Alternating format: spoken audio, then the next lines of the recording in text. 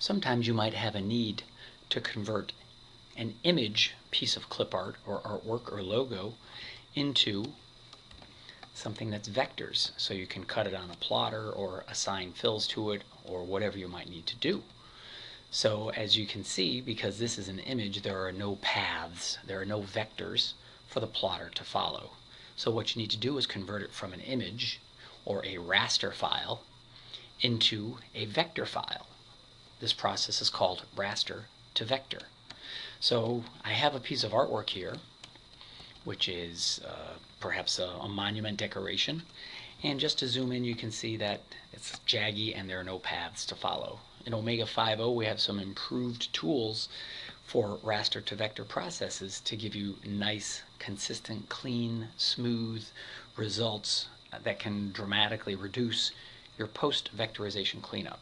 So I'm just going to select my object here. I'm going to go into the Tools menu, Tools, and then we have Raster to Vector. There we go, Raster to Vector.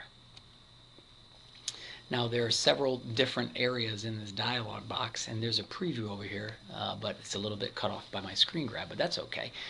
Now once I'm in this Raster to Vector dialog box, I'm going to go over here to the Omega Trace tab. And what this is going to let me do is to tweak some settings and to try to generate some nice clean results very quickly and easily. So just basically, just some of the rules of thumb that I follow. I'm going to drag this first slider all the way over to the left. That's going to only use my new vectorization engine. And then we have pixel fidelity and smoothing, and I'll change these depending on the setting that I use down below. The setting down below I'll talk about is resample.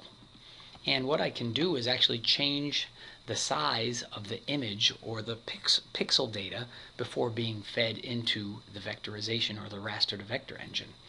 So in this case, I'm going to go from 936 original pixels up to 2,000 pixels. So I feed in more data into the vectorization, which in some cases can really help in terms of reducing the cleanup after the vectorization is done. So because I jack this guy up, usually I keep my pixel fidelity and smoothing at around 4 and 4. If I have a pixel height of around 1,000, because I'm at 2,000, I'm just going to bring it up a little bit more, maybe up to 7 and 7. And you get a feel for this after a while. It's a little bit of a art, a little bit of a science. So I have it at 7 and 7 because I changed my resample height up to 2,000. Click on OK.